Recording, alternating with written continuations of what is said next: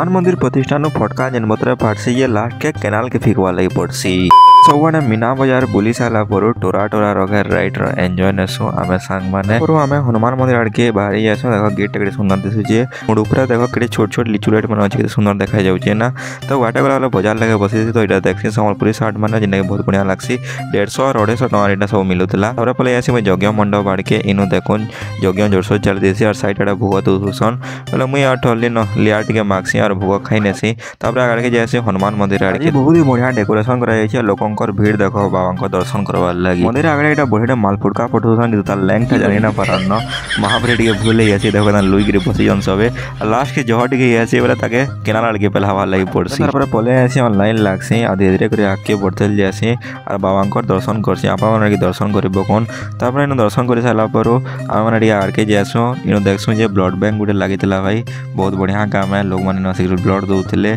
आड़ के ऐसे के देखसी जे बहुत लोग बसी इन सांस्कृतिक कार्यक्रम माने देखुचन और बहुत बढ़िया इन माँ मौसी मैंने नाची गई एंजॉय करुचन कारण आपण मैंने भी बरगढ़ हनुमान मंदिर प्रतिष्ठा देखी आसी क्या यदि वीडियोटा भल लगला बेले कमेंट रे जरूर जय श्री राम बोलिक लिखबे।